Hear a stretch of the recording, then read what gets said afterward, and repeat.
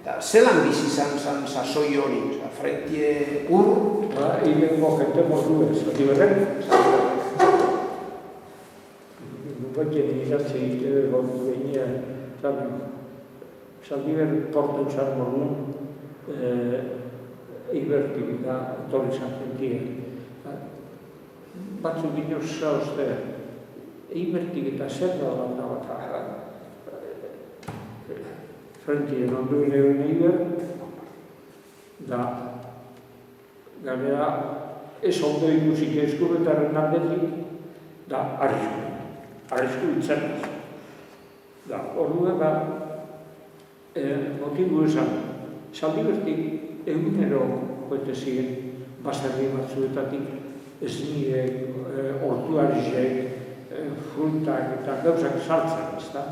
Da, hain esan bezeruek.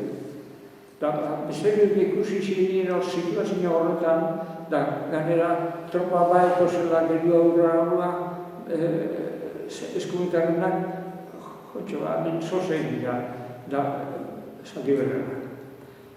Badakit, nire emaztien etxien, bazterrezen, behon ziren, Ibertarrak, komertzialak, eta hanik gurun gehiago asuk bide bai,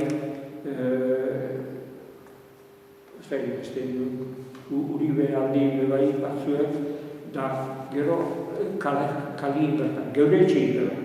Geure etxein Iberko ameneizti eta kunzienak, geu ginen lagun eta gurasuek 6 lagun, da beste 3 esan loiten geratzen ziren.